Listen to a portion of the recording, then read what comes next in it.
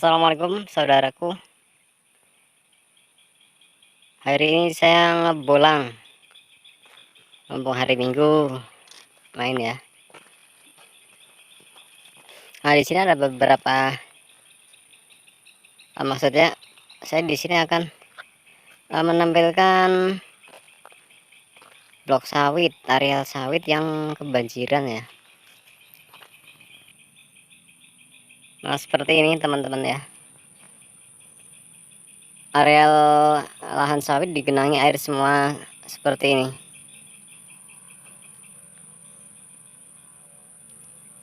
Penuh airnya ya. Ya separuh sih, separuh setengah meteran. Kalau saya tadi coba masuk itu setengah meter. Karena rencana saya hari ini tadi tuh casting. Cuman kalau lihat di atas ini masih ada pelepah sawit. Saya pemula juga jadi batal casting. Nih ya teman-teman.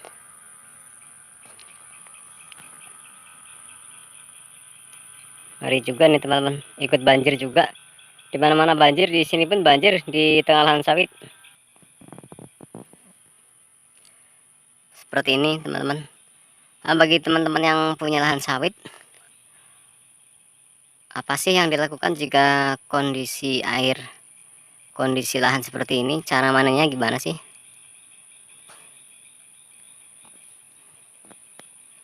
Penuh dengan air ya teman-teman.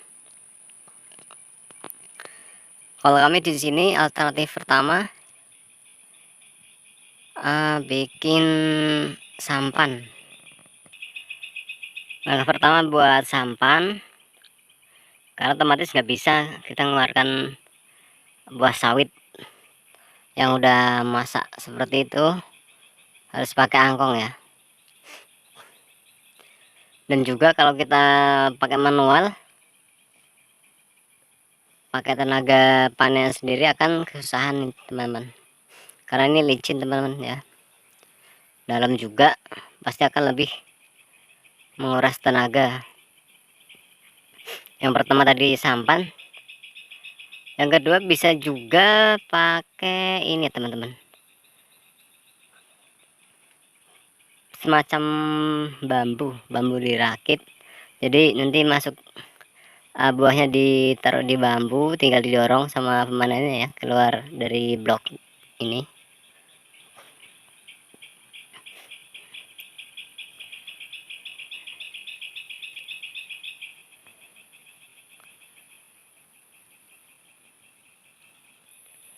Ini saya udah masuk di blok lagi.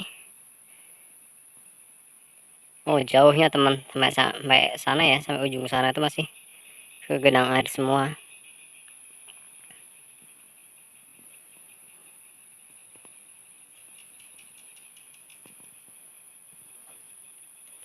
Ini akibat dari banjir ini ada beberapa efek yang tidak bisa dilakukan ataupun yang tidak bisa kita kerjakan.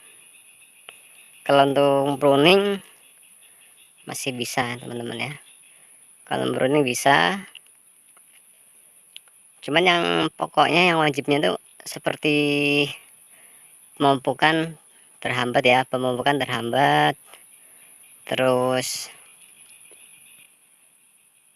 panen terhambat juga, itu mengakibatkan berundulan busuk ya teman-teman.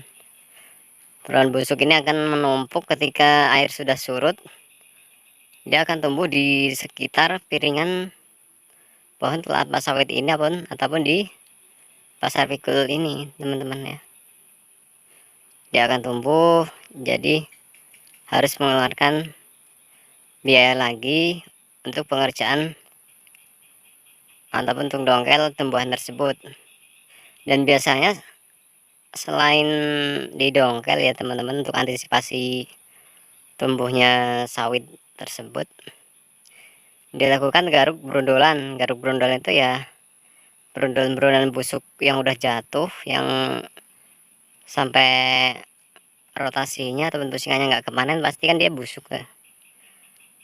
Dia akan membusuk, pasti jatuh di sini, dipanen pun nggak bisa diambil lagi, buahnya udah nggak bisa dimanfaatkan lagi. Jadi terpaksa ya kita harus kutip atau garuk berundulan hitam, berundulan yang busuk tersebut teman-teman. Kalau kita telat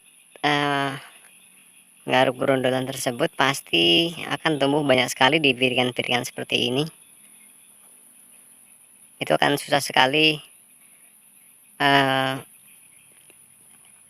untuk ini ya, membasminya, karena pasti banyak sekali satu tandan buah segar seperti ini aja itu banyak banget berondolnya teman-teman.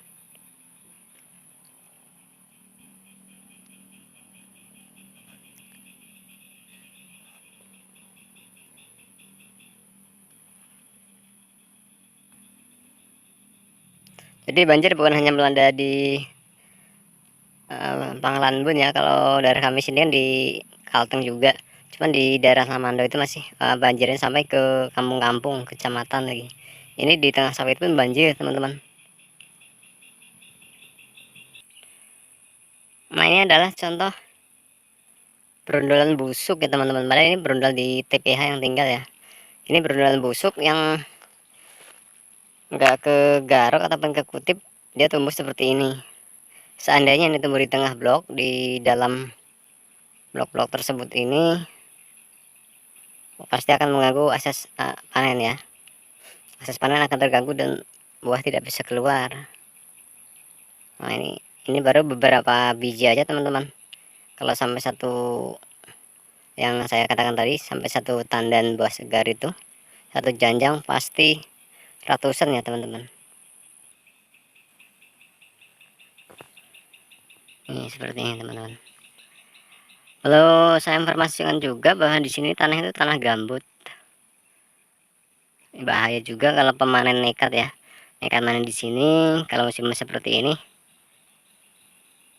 Nggak tahu kalau tanahnya itu dalam, karena gambut itu kan cenderung apa ya teman-teman ya, dia tuh kayak nggak keras ya, nggak keras, kayak seperti kapur ya, dia tuh cuma hitam. Ini bahaya sekali kalau pemanen nekat manen di kala banjir seperti ini.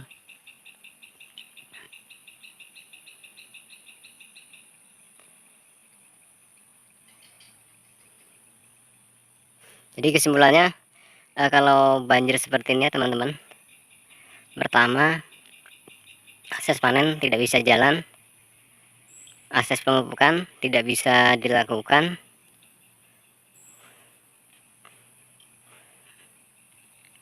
dan yang ketiga pasti ini akan, yang inti sekali ya, pasti akan menghambat laju perekonomian ya, khususnya bagi warga desa sekitar sini ya.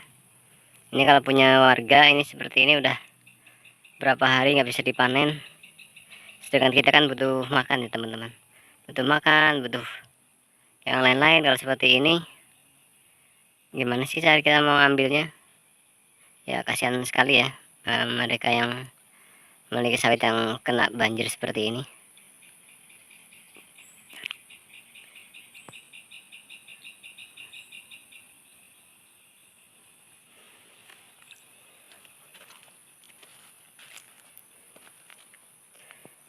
Baik teman-teman, itu aja informasi dari saya ya seputar sawit ini. Mudah-mudahan ada manfaatnya. Terima kasih. Assalamualaikum warahmatullahi wabarakatuh.